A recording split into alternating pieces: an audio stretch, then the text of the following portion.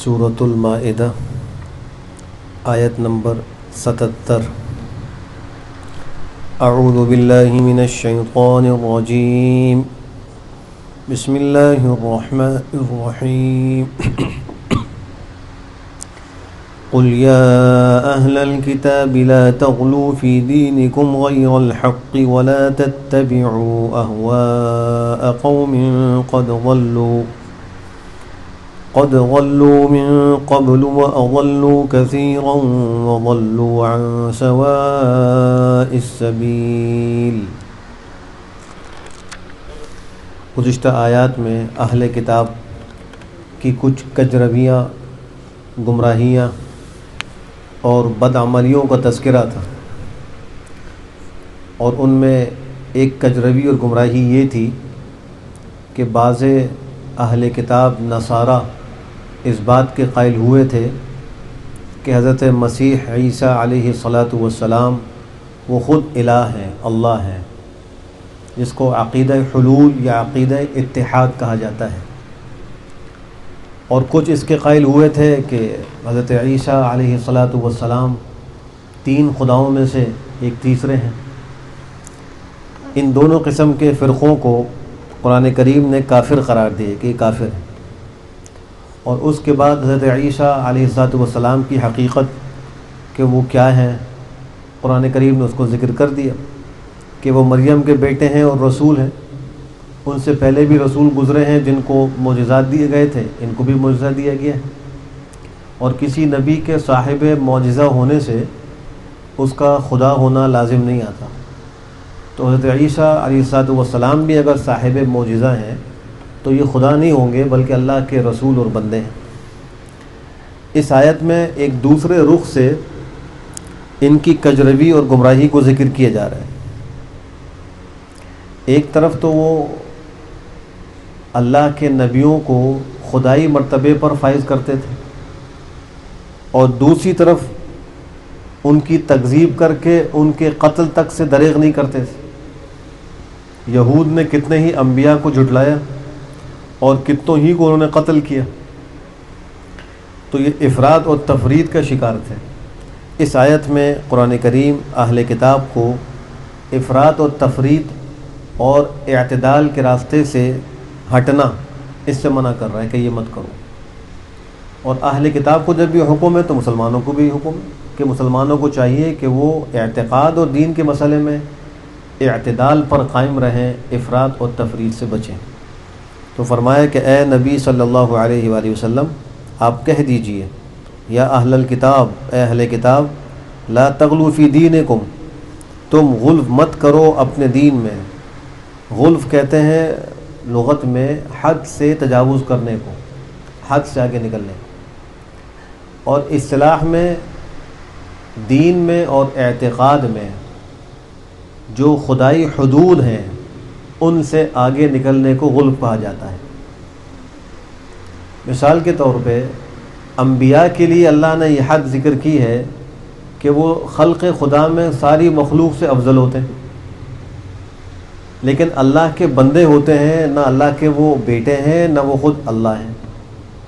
اب اگر کوئی اس حد بندی کو توڑ کر آگے بڑھے اور نبی کو وہ ابن اللہ کہے یا خود نبی کو خدا کہے تو یہ غلو فی الدین ہے، اس سے منع کیا جا رہا ہے۔ اور امت میں جتنے بھی مذاہب اختلاف کی بنیاد پر بنے ہیں اور تفرقہ بازی ہوئی ہے، اس کی بنیاد بھی یہی ہے کہ خدائی حدود کو توڑا ہے اور حدود سے تجاوز کیا گیا ہے۔ اب اگر پیغمبر کو نبوت کی جو حد ہے اس سے نکال کر عالم الغیب تک پہنچایا جائے اور ان کے اندر خدائی صفات کا اقرار کیا جائے تو یہ حد سے تجاوز ہے۔ بات تو یہاں تک پہنچی ہے کہ اب قبروں کا طواف کر کے ان سے سوال بھی کیا جاتا ہے۔ اسی سے امت کے اندر باطل پھیلتا ہے اور تفرقہ ہوتا ہے۔ تو حد تو یہ تھی کہ اللہ کے نبی کو مخلوق میں سب سے افضل سمجھ کر اللہ کا رسول مانتے اور ان کی اطاعت کرتے، تو ان کو کہہ دیا کہ وہ عالم الغیب و شہادہ ہے، علیاذ باللہ، یا وہ جو ہے خدائی صفات میں اللہ کے ساتھ شریک ہے الیاذ باللہ، وہ جو ہے داتا ان کو بنا دیا گیا، اور وہاں سے تو ہٹ کر اب امت کے مشائخ اور علماء اور اولیاء اللہ کو یہ مقام دینا شروع کر دیے۔ ان مشائخ کے پیچھے جا کر ان کی مزاروں پہ قبروں پہ سجدہ ریز ہونا شروع کر دیا، ان کی قبروں کا طواف شروع کر دیا، ان سے سوال کرنا شروع کر دیا، ان سے اولادیں مانگنی شروع کر دی۔ یہ سب دین میں غلو ہے اور حدود سے تجاوز ہے، جو شرعاً بالکل ناجائز اور حرام ہے۔ تو فرمایا کہ اہل کتاب تم اپنے دین میں غلو مت کرو، غیر الحق کی ناحق۔ یہ تاکید کے لیے فرمایا، اس سے کہ غلو تو ہوتے ہی ناحق ہے، حدود سے تجاوز کبھی بھی حق نہیں ہوگا، جب بھی ہوگا تو یہ ناحق ہوگا۔ تو تاکید کے لیے فرمایا کہ ناحق دین میں غلو سے بچو، اور تم مت پیروی کرو ایسے لوگوں کی خواہشات کی، تحقیق جو اس سے پہلے گمراہ ہو گئے، گمراہوں کے راستے کی پیروی مت کرو، اور انہوں نے بہت سو کو گمراہ کیا اور خود سیدھے راستے سے گمراہ ہو گئے۔ تو جو ضال اور مضل قسم کے لوگ ہیں، خود بھی گمراہ ہیں، دوسروں کو بھی گمراہ کرتے ہیں، ان کی خواہشات کی پیروی مت کرو، ان کے راستوں پر مت چلو، ورنہ تم خود بھی گمراہ ہو جاؤ گے، راہ سے ہٹ جاؤ گے۔ افراد کا معنی ہوتا ہے حد کو توڑ کر آگے نکلنا، اور تفرید کا معنی ہوتا ہے کہ کسی فرض کی ادائیگی میں کوتاہی کرنا، اور دونوں ہی شریعت میں اور اسلام میں منع ہے۔ یہود و نصارہ ان کی جماعتیں، اور اس امت میں بھی بہت سے لوگ اعتدال کے راستے سے ہٹ کر کبھی تو حدود سے آگے نکل جاتے ہیں اور کبھی فرائض کی ادائیگی میں کوتاہی کرتے ہیں۔ یہ سب افراط و تفرید ہے۔ حق راستہ یہ ہے کہ اعتدال پر قائم رہے، میانہ روی کے ساتھ چلے۔ اور یہ بات بھی حقیقت ہے کہ اللہ سبحانہ و تعالیٰ ساری کائنات کے خالق ہیں، مدبر السماوات والارض ہیں، اور وہ رزاق ہیں، مالک ہیں، سارے عالم کی تدبیر کو وہ چلا رہے ہیں۔ لیکن جو یہ انسان ہے، یہ مادیت پرستی کی وجہ سے، مختلف خواہش پرستی کی وجہ سے اللہ تک نہیں پہنچ رہا۔ اللہ نے اس کو اپنے تک پہنچنے کے دو ذرائع عطا فرمائے، دو ذریعے دے دیے کہ دیکھو تم کو ہم تک پہنچنا ہے، یہ تمہارے مقاصد میں ہے، تم کو اللہ کی معرفت حاصل ہونی چاہیے، اللہ کا تمہیں قرب حاصل ہونا چاہیے۔ لیکن یہ کیسے ہوگا؟ اس کے لیے دو سبب ہیں۔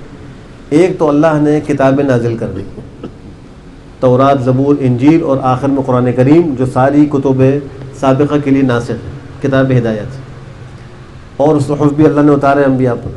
تو اللہ نے ساری کتابیں بندوں کو اپنے سے جوڑنے کے لیے اتاری تھی کہ یہ میں ایک دستور دے رہا ہوں، ایک ہدایت نامہ دے رہا ہوں، اس پر عمل کرو اور مجھ تک پہنچو۔ اور دوسرے، ان کتابوں کو سمجھانے کے لیے اللہ نے انبیاء کو بھیجا، اس لیے کہ یہ بھی حقیقت ہے کہ نفس کتاب، اس سے استفادہ بغیر کسی سمجھانے والے کے یہ نہیں ہو سکتا۔ اگر یہ ممکن ہوتا تو اللہ صرف کتابیں اتارتے، انبیاء کو نہ بھیجتے کہ کتابیں آ گئی ہیں، اس کو پڑھو اور رائے حق کو خود اختیار کرو۔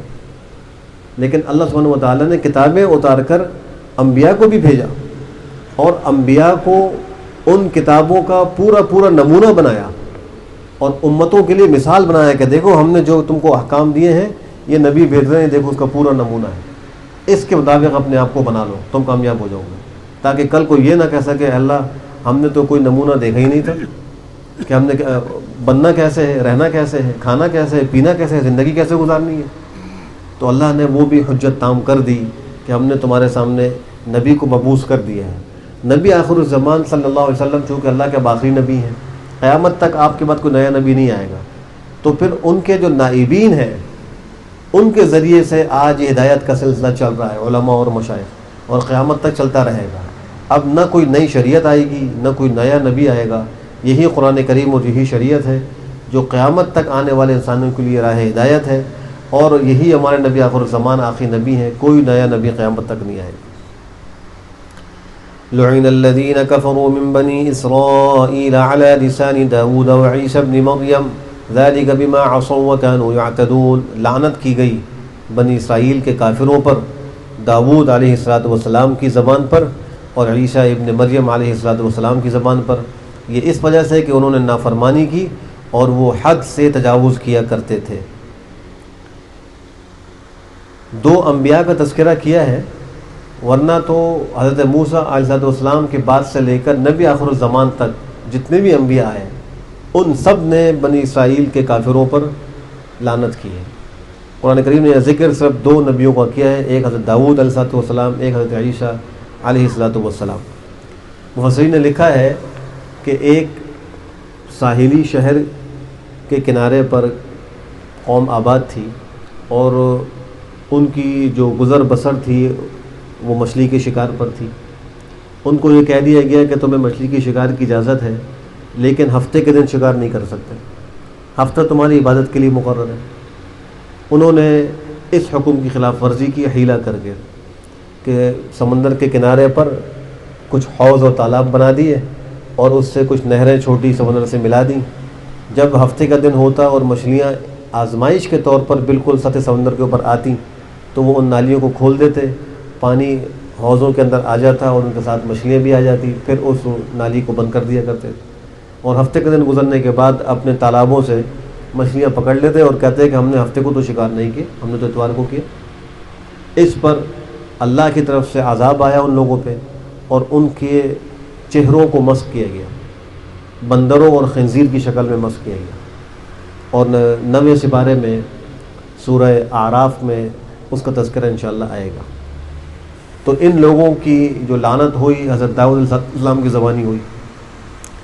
حضرت عیسیٰ علیہ السلام کی قوم کے کچھ لوگوں نے حضرت عیسیٰ علیہ السلام سے یہ درخواست کی کہ اپنے پروردگار سے دعا کیجیے کہ ہمیں آسمان سے ایک دسترخوان دے، ہم اس میں سے کھائیں گے پیئیں گے، ہمارا یقین بڑھے گا۔ تو انہوں نے اول تو سمجھایا کہ بھائی ایسی خواہشیں مت کرو، لیکن جب انہوں نے اصرار کیا تو حضرت عیسیٰ علیہ السلام نے اللہ سے دعا کی۔ اللہ نے دعا قبول فرمائی اور کہا کہ 2 شرطیں ہیں، ان 2 شرطوں کے ساتھ ہم تم کو دسترخوان دیں گے، آسمان سے اترے گا اور اس میں کھانا وغیرہ بھی ہوگا۔ ایک شرط تو یہ ہے کہ جو غریب ہے صرف وہ کھائیں، امیر نہ کھائیں، اور دوسری شرط یہ ہے کہ دسترخوان پر ہی کھانا ہے، ذخیرہ نہیں کرنا، گھر لے کے نہیں جانا۔ ان لوگوں نے ان دونوں شرطوں کی خلاف ورزی کی، سب نے کھایا، امیروں نے بھی کھایا، غریبوں نے بھی کھایا، اور گھروں سے برتن لا لا کے اور بھر بھر کے گھر بھی لے کے جاتے رہے۔ ان پر بھی لعنت کی گئی حضرت عیسیٰ علیہ السلام کی زبانی، اور ان کے بھی چہروں کو مسخ کیا گیا، ان کو خنزیر کی شکل میں اللہ کی طرف سے عذاب آیا اور وہ مسخ ہو گئے، اور چند دن زندہ رہنے کے بعد سب مر گئے۔ تو ان دونوں قوموں کا بھی اجمالی تذکرہ اس آیت میں کر دیا گیا۔ اس لعنت کا سبب کیا فرمایا؟ 2 چیزیں فرمائی۔ ذالک بما عصوا، نمبر 1 کہ انہوں نے نافرمانی کی، جو بات کہی گئی تھی اس پر عمل نہیں کیا، اور نمبر 2 یہ کہ وہ حد سے تجاوز کیا کرتے تھے۔ یہود نے بھی حدود سے تجاوز کیا اور کہا کہ عزیر ابن اللہ، نصارہ نے بھی حدود سے تجاوز کیا اور کہا کہ مسیح ابن اللہ۔ یہود نے کہا کہ حضرت عزیر اللہ کے بیٹے ہیں، نصارہ نے کہا کہ حضرت مسیح اللہ کے بیٹے۔ یہ دونوں ہی حدود سے تجاوز کرنے والے تھے۔ اس آیت میں نصارہ کا تو غلو ذکر کر دیا گیا، لیکن یہود کا غلو وہ دوسری آیت میں ہے جو سورۃ توبہ کی آیت ہے 10ویں سپارے میں۔ انشاءاللہ وہاں پہنچیں گے تو اس کی تفصیل وہاں عرض کی جائے گی۔ پھر فرمایا کہ کانوا لا يتناهون عن منکر فعلوه لبئس ما كانوا يفعلون۔ ایک اور خرابی ان کی یہ تھی کہ جو برائیاں ان کے معاشرے میں رائج تھیں اس سے منع نہیں کرتے تھے، منکر پر نکیر نہیں کرتے تھے۔ امر بالمعروف اور نہی عن المنکر مستقل فریضہ ہے، اور اس کو اگر ادا نہ کیا جائے تو اللہ کی طرف سے عذاب آتا ہے۔ اس امت کو بھی یہ حکم ہے، اور اس کے 3 مرتبے ذکر کیے گئے ہیں۔ سب سے پہلے یہ کہ اگر کسی منکر کو ہاتھ سے روک سکو تو ہاتھ سے روکو، جس کو ہاتھ سے روکنے کی طاقت ہے وہ ہاتھ سے نہ روکے، خدائی پکڑ کا وہ مستحق ہے۔ دوسرا مرتبہ فرمایا کہ اگر ہاتھ سے نہیں روک سکتے زبان سے کہو کہ یہ غلط ہو رہا ہے، یہ منکر ہے، یہ مت کرو۔ اگر اس کو زبان سے روکنے کی طاقت ہے اور نہ روکے تو وہ بھی مجرم ہے۔ اور تیسرا مرتبہ یہ ہے کہ اگر زبان سے بھی نہیں کہہ سکتا تو دل میں برا سمجھے، دل میں ان لوگوں سے اتفاق نہ کرے، ان کے ساتھ اٹھے بیٹھے نہیں، تعلقات نہ رکھے کہ یہ منکر پہ عمل کرنے والے لوگ ہیں، ہمارا ان سے کوئی تعلق نہیں۔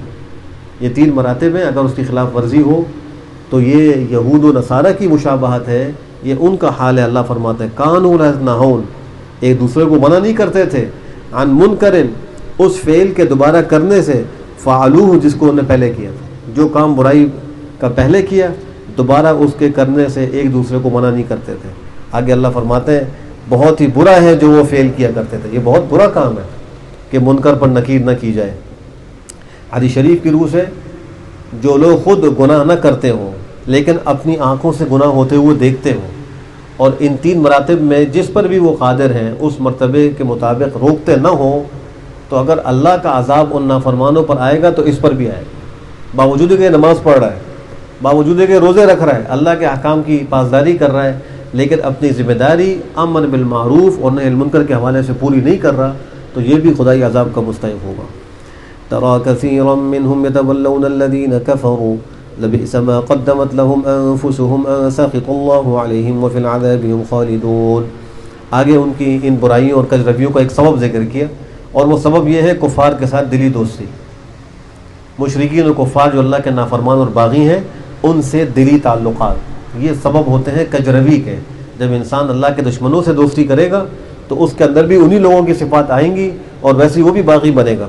فرمایا کہ تم دیکھو گے بہت سو کو ان میں سے کہ وہ دوستیاں کرتے ہیں کافروں سے، البتہ بہت ہی برا ہے وہ کام جو انہوں نے آگے بھیجا، ان کی جانوں نے آگے بھیجا۔ اس سبب سے اللہ ان پر غضبناک ہوا اور وہ عذاب میں ہمیشہ ہمیشہ رہے۔ اس برائی کی وجہ سے جو انہوں نے کفار کے ساتھ موالات کے تعلق قائم کیے، دوستیاں کی، ان سے محبتیں کی، تو اللہ کے غضب کے مستحق ہوئے، اور اس کا اثر یہ ہوا کہ عذاب کے ہمیشہ ہمیشہ کے مستحق بن گئے۔ قیامت میں ہمیشہ دائمی عذاب ان کو ہوگا۔ وَلَوْ كَانُوا يُؤْمِنُونَ بِاللَّهِ وَالنَّبِيِّ وَمَا أُنزِلَ إِلَيْهِ مَا اتَّخَذُوهُمْ أَوْلِيَاءَ وَلَكِنَّ كَثِيرًا مِّنْهُمْ فَاسِقُونَ۔ اگر وہ ایمان رکھتے اللہ پر اور نبی صلی اللہ علیہ وسلم پر، اور اس پر جو ان کی طرف کتاب نازل کی گئی، تو ان کفار کو دوست نہ بناتے۔ معلوم یہ ہوا کفار سے دوستی اللہ پر ایمان لانے کے بھی خلاف ہے، اللہ کے نبی پر بھی ایمان لانے کے خلاف ہے، اور قرآن کریم پر بھی ایمان لانے کے خلاف ہے۔ اگر ان تینوں پر ایمان ہوتا تو کافروں کو دوست نہ بناتے۔ پھر فرمایا لیکن ان میں سے بہت سے فاسق ہیں، اطاعت سے نکلنے والے، حکم عدولی کرتے ہیں۔ لَتَجِدَنَّ أَشَدَّ النَّاسِ عَدَاوَةً لِّلَّذِينَ آمَنُوا الْيَهُودَ وَالَّذِينَ أَشْرَكُوا وَلَتَجِدَنَّ أَقْرَبَهُمْ مَوَدَّةً لِّلَّذِينَ آمَنُوا الَّذِينَ قَالُوا إِنَّا نَصَارَىٰ ذَلِكَ بِأَنَّ مِنْهُمْ قِسِّيسِينَ وَرُهْبَانًا وَأَنَّهُمْ لَا يَسْتَكْبِرُونَ۔ ان دونوں فرقوں میں اہل ایمان کے جو زیادہ قریب ہیں ان کا ذکر کیا جا رہا ہے۔ یہود و نصارہ میں سے فرمایا کہ جو یہود ہیں اور جو مشرکین ہیں، یہ لوگوں میں سب سے زیادہ مسلمانوں کے دشمن ہیں۔ قرآن کریم اعلان کرے یہ دشمن ہیں، اور مسلمان بھاگ بھاگ کے ان کے پاس جائیں، یہودیوں سے تجارتی معاہدات کریں، ان کو اپنا دوست سمجھیں اور ان کی اطاعت کریں۔ قرآن کہہ رہا ہے کہ یہ تمہارے سب سے بڑے دشمن ہیں، تو قرآن کریم کو جھٹلا کر ان لوگوں سے دوستیاں کرنا اہل ایمان کو زیب نہیں دیتا۔ اور جو نصارہ ہیں وہ یہود سے کچھ کم دشمن ہیں، وہ مسلمانوں کے تھوڑے قریب ہیں، لیکن یاد رکھیے کہ اس آیت میں جن نصارہ کو باعتبار محبت کے اہل ایمان کے قریب قرار دیا گیا ہے، اس سے مراد یہ آج کل کے نصارہ نہیں ہیں۔ یہ وہ لوگ تھے جو حبشہ کے رہنے والے تھے، اور انہوں نے مسلمانوں کو، صحابہ کو پناہ دی تھی، اور پھر بعد میں اسلام میں بھی داخل ہوئے۔ ان کو کہا جا رہا ہے کہ یہ محبت کے اعتبار سے قریب ہے۔ اور آگے ان کے 3 اسباب بھی ذکر کیے ہیں۔ ایک تو یہ کہ ان کے اندر بڑے بڑے علماء ہیں، دوسرا یہ کہ ان کے اندر درویش اور عبادت گزار اور مشائخ قسم کے لوگ ہیں، اور تیسرا یہ کہ ان کے اندر تواضع ہے۔ تو جب نصارہ میں یہ 3 باتیں ہوں گی، یعنی ان میں علم بھی ہو، اور ان کے اندر اللہ کی عبادت کا جذبہ بھی ہو، درویشی بھی ہو، اور ساتھ ساتھ تکبر نہ ہو، یہ 3 باتیں جب ہوں گی تو وہ اہل ایمان کے قریب ہوں گے۔ ورنہ آج آپ دیکھ لیں کہ سب سے زیادہ مسلمانوں سے دشمنی کرنے والے بظاہر وہ نصارہ ہی ہیں، جن کو عیسائی کہتے ہیں آج کل۔ ہر جگہ مسلمان ممالک میں جہاں بھی مسلمانوں پر حملے ہوتے ہیں یا وہ بغاوت کرتے ہیں ان پر، وہ اکثر عیسائی لوگ ہوتے ہیں۔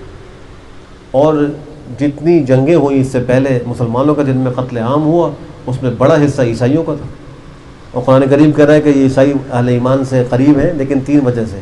آج کے عیسائی کے اندر نہ تو علم ہے، وہ دہری ہو چکے ہیں، نہ ان کے اندر ایسے مشائخ عبادت گزار بزرگ لوگ ہیں جو ان کے معاشرے کی اصلاح کرتے ہوں، اور نہ ان میں تواضع ہے، انتہائی متکبر ہیں۔ جب تینوں صفات موجود نہیں ہیں تو وہ بڑے دشمن ہیں۔